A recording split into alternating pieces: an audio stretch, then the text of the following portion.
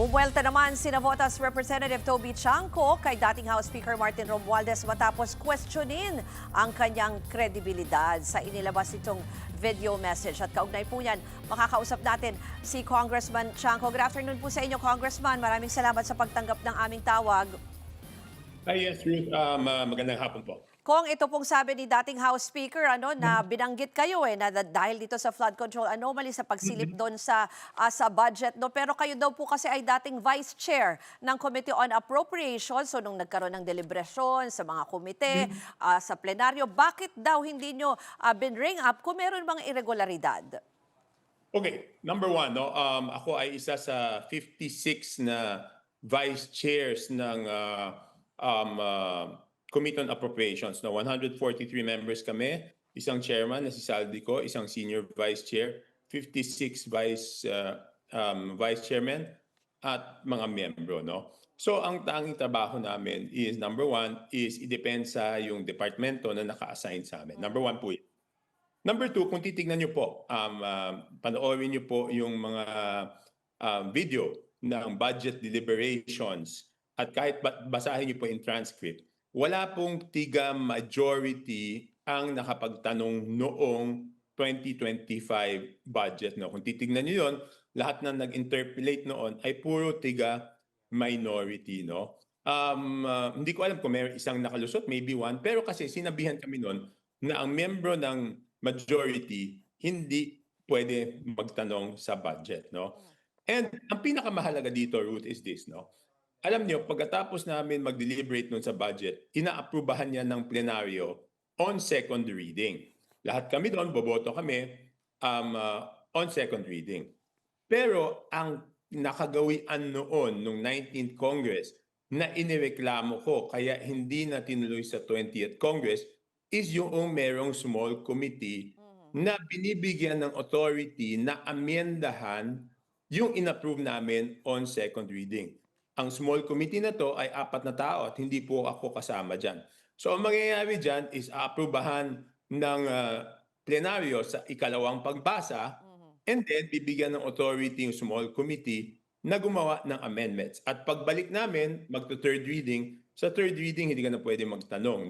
Ang boto doon is yes or no na lang, wala ng amendments. Pero yung sinasabi na kalokohan ay nangyayari doon sa pagbenta ng mga insertions. Basically, ang insertion hindi naman masama per se. Kaya lang yung insertions dito is because binibenta nga. Di ba, hindi ako lang yung una nagsabi niyan, pero sinabi rin niya ni Engineer Alcantara, sinabi rin niya ni Yusek Bernardo na binibenta ni Saldico yung mga insertions. At ang unang pagkakataon na mangyari yung pagbenta ng insertions ay doon sa small committee. Small committee na walang committee report at walang minutes ng meeting. Ngayon, ang tanong dyan is, pwede bang ginawa ni Saldico yung mga yon nang hindi alam ng former speaker? Yun ang pinakamalaking tanong. Kasi sinasabi niya, yung corruption daw is doon sa implementation. Hindi po totoo yun. Kasi pagbenta pa lang ng proyekto, pag ang proyekto ay may bumili at nailagay na doon sa budget, binabayaran na agad yun . So hindi totoong nagsisimula yung corruption doon sa implementation. Dito nga hindi pa nabibid, binibenta na yung proyekto at binabayaran na yun. So yung explanation nyo sa punto nyo po noon nung dinideliberate itong 2025 budget, wala po kayong pagkakataon na binanggit nyo hindi pwedeng magtanong, I think kasi dapat parang may sinabi nyo na parang may mensahe na kailangan siguro sumunod na lang at wala nang question doon sa budget. At naalala ko nga ni-reveal nyo po itong small committee kaya ngayon parang mas transparent na itong process. Pero ngayon diretsuhin ko na lang kayo. Ano po ba ang mensahe nyo? Kasi sinasabi nyo na imposibleng hindi alam ng dating House Speaker ito, Anong mensahe nyo ngayon kaya Romualdez? Tinatanong ko siya, posible ba na hindi niya alam yung pinagagagawa ni Saldico, di ba? Kasi sabi nga ni Saldico, everyday magkausap sila ni former Speaker Martin Romualdez. So posible ba na hindi niya alam yung pinagagawa ni Saldico? Yun lang naman yung akin. At hindi totoo yung sinasabi na yung corruption ay dahil doon sa implementation sa executive branch. Ulitin ko, yung bentahan ng proyekto, nangyayari pa lang yan doon sa budget deliberation sa House. Hindi pa yan umaabot sa executive branch. Pag napasok yung proyekto mo, magbabayad ka na. So doon nagsisimula yung corruption. Hindi siya nagsisimula doon sa implementation. Hindi nga siya nagsisimula doon sa bidding eh. Doon pa lang sa ma-insert pa lang siya, yun, nagkakabayaran na. So doon Kung, oo. nagsisimula.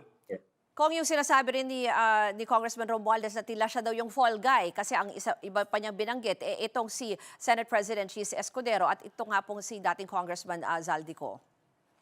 I mean, yung mga sinasabing fall guy is yung mga maliliit na mga nakakulong ngayon. Kung walang mapapakulong na big fish, lalabas yung mga maliliit na nakakulong ngayon, sila ang lalabas na fall guy. Kasi ang iniintay ng tao, kung sino yung big fish na makukulong. Yung sinabi rin po niya na may alam daw ang executive department, yan po yan, sa Office of the President po yan, na kanyang pinsang buong itong si Pangulong Marcos, ano po ang reaksyon niyo dyan sa pahayag na yan? Hindi, ang sinasabi niya doon is, sinasabi niya nagsisimula yung Yeah. budget sa executive branch. Totoo naman, nagsisimula yung budget sa executive branch. Kaya lang, pag nagbenta ng proyekto si Congressman Saldico, ano gagawin niya? Tatanggalin niya, babawasan yung mga proposed projects ng executive branch at papalitan ng mga proyektong binenta nila. Ganun na nangyayari, di ba? So, technically, nabago na yung proposed budget ng Yes. executive branch. So, hindi pa pwede puro doon sa executive branch. Kasi though executive branch ang nag-propose ng budget, pinapalitan nga di ba? Yun na nga, di ba, yun na ang issue ngayon, di ba? Dinadala nila sa unprogrammed appropriations yung items na originally nahandoon sa NEP o sa National Expenditure Program, dinadala nila sa unappropriated, doon nila lalagay sa UA, tapos nagbebenta sila, di ba? Nagbebenta sila ng Kasi proyekto. ang interpretation niyo po dyan ay totoo naman, di ba, ang Pangulo yung nagsusumite. Halimbawa, minsan pag SONA, di ba, ibinibigay po yung proposed budget. Yes. So yun yung pagkakaintindi niyo dyan, ano. Pero tingin niyo ba hindi yung mga irregularidad or anong mga anomalya ay hindi niyo basta sabi na aabot yan or magsisimula pa yan or may role ang executive department?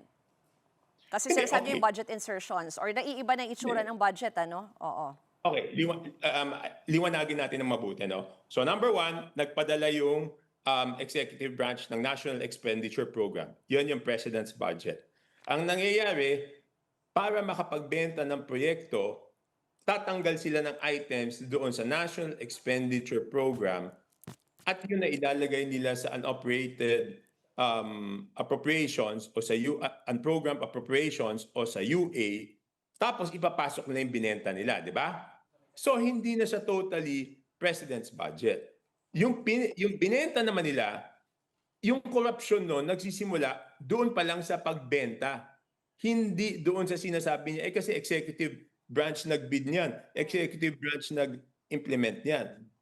Even before ma-bid out nga ng DPWH, even before ma-implement ng DPWH, yun na nga, nabenta na yung proyekto at nabayaran na yung nagbenta. In this case, si Congressman Saldico. Kaya nga baka umabot doon sa substandard kasi sa laki ng binayad doon sa pagbili ng proyekto, hindi na nagkasya yung puhunan, no? So, posibleng yung corruption ay nag-extend doon sa pag-implement ng project under the DPWH. Pero ang tanong, saan ba nagsimula? Di ba? Nagsimula yan doon sa bentahan ng proyekto. Yung sinasabi po ni dating speaker na marami po siyang nalalaman, no? Tungkol dito sa administrasyon na to or even sa dating administrasyon. Tingin niyo po ba, parang pagbabanta ba yan na pwede pa siyang maraming idawit or marami pa siyang isiwalat? I think pagbabanta o nagbabargain siya kasi nakakapagtaka na ba? Bakit nagkataon yung pagsalita niya is kung kailan nahuli si Saldico, no? I think maybe it's indirect message saying na isalba siya, kung hindi, mandadamay siya. But it is very clear naman doon sa sinabi ng Presidente, doon pa lang sa SONA, at nung pinaimbestigahan niya to, sabi naman niya, wala naman siyang proprotectionan, di ba? So, umabot sa kanya, hindi naman dahil pinuntirya siya noon. Talagang, sabi nga ng Presidente, doon tayo kung saan dadalhin ng ebidensya. Pero yung kanina binanggit pinsan niyo, sila, go ahead. kahit pinsan sila, walang magagawa kung umabot talaga sa kanya ebidensya. Pero binanggit nyo na rin kanina yung timing doon sa pagsasalita. Ito nga po, humingi pa po ng travel authority para makalabas ng bansa. Ano pong masasabi nyo dyan? Yes, yun na nga Kung titignan natin, was it purely coincidental na yung paghingi ng travel authorities pagkatapos mahuli si Saldico? And he had a statement there which shows na talagang ito ay reaction doon sa sinabi ni Saldico Basahin ko lang. No? Meron siyang sinabi doon na, saan ba yun? There are emerging indications that certain sectors are attempting to weaponize individuals, including Zaldico, to construct a narrative that serves their own interest. So parang siya na nagsasabi na may duda siya na si Zaldico ay kinakausap para gumawa ng storya na kasi ang kadugtong nito, sabi niya, so when the legal process is being used against me, against him, as a political demolition job, I have no choice but to defend myself. Sabi niya. So ibig sabihin yon, ang tingin niya, si Saldico ay gagamitin para gumawa ng storya na siya ang ididiin. Diba? Yun ang sinasabi niya dun So siguro, ang kadugtong nun, nag-request siya ng travel authority, diba? Pero tingin niyo po ba baka kung lalabas ng bansa hindi na bumalik, uwi kaya sa ganyang senaryo? No, ang talagang pabor ako doon sa ginawa ni Ombudsman Boyeng Remulla kasi ang hirap naman ng sitwasyon. Paano sabihin natin, I don't think they can take the risk, di ba? Kasi pag kunyari, pinayagan nila umalis, tapos hindi bumalik, sinong sisisihin? Di ba sila rin ang sisisihin yan sa huli? Sabihin, kunyari-an lang yan, talagang pinatakas nyo. So I think wala silang choice doon para magtiwala yung tao. Kinailangan niyang gawin yon. Okay, maraming pong salamat sa pagtanggap sa aming tawag si Navotas Representative Toby Chanco. Mga kapatid, Ruth Cabal po para sa mabilis na pasada ng mga balitang dapat niyong malaman, mag-follow at mag-subscribe sa social media pages ng News 5.